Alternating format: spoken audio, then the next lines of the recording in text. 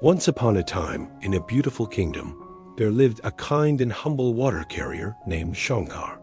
He was loved by everyone in the village because of his cheerful nature and willingness to help others. Every day, he carried water from the river to the homes of the people, always greeting them with a warm smile and a kind word. His happiness was contagious, and people admired his contentment despite his simple life. One day, word of Shankar's kindness and dedication reached the king. Curious about this beloved water carrier, the king sent his minister to summon him to the palace. When Shankar arrived, the king said, "I have heard of your good nature and hard work. From today, you shall serve in my palace, bringing water for me and my guests." Overjoyed, Shankar rushed home to tell his wife the good news. He put on his best clothes and returned to the palace, eager to begin his new job. As days passed, his cheerful spirit and storytelling skills made him a favorite among the king's guests. Even the king himself grew fond of Shankar's presence, often calling him to share amusing tales and lighten his mood. However, not everyone was pleased with Shankar's rising status. The minister, who had once been the king's most trusted companion, grew jealous. He could not bear to see a mere water carrier winning the king's favor. Determined to remove Shankar from the palace, he devised a wicked plan. One evening, the minister visited Shankar at his home and whispered, "Shankar, I must tell you something important.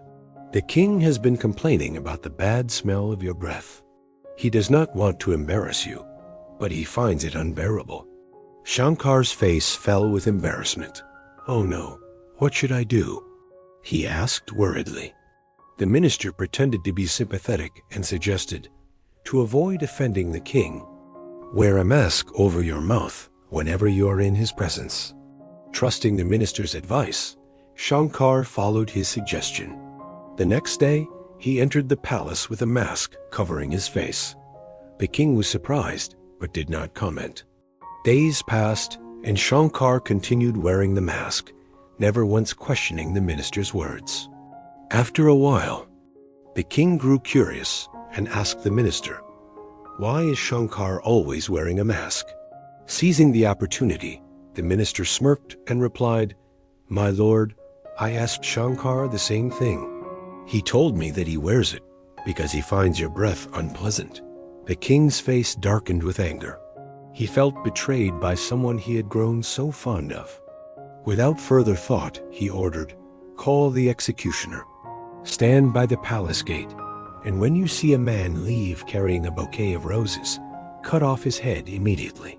The next day, Shankar arrived as usual, wearing his mask and serving the guests with his usual grace. Pleased with his service, the king handed him a bouquet of roses as a reward. Shankar bowed respectfully and left the king's chamber. As he stepped out, the minister, curious about the gift, stopped him and asked, "Who gave you these roses?" "The king," Shankar replied with a smile. "He wanted to reward me for my service."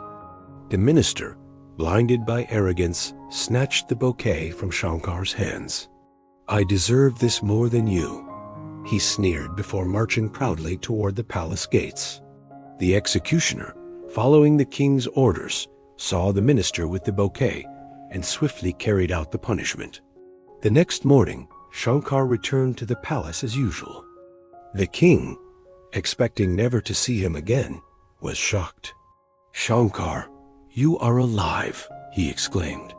"Tell me, why do you always wear that mask in front of me?"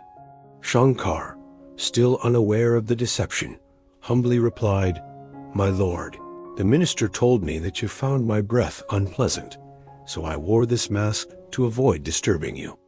The king's eyes widened in realization. "And what happened to the bouquet of roses I gave you yesterday?" "The minister took it from me, saying that he deserved it more than I did," Shankar answered innocently. The king burst into laughter. "Indeed, he deserved those roses more than you did." With that, the king removed Shankar's mask and assured him, "You have always been honest and kind. From today, You will be more than just a water carrier. You shall be my royal storyteller. Honor, kindness, and patience always triumph over deceit and jealousy. Shankar remained humble and truthful despite the minister's attempt to ruin him, and in the end, justice was served. This story teaches us that those who plot against others out of envy often fall into their own traps. It also reminds us that good deeds and sincerity never go unnoticed. Fate has a way of rewarding those with a pure heart, no matter how difficult the situation. Staying true to oneself will always lead to the right path.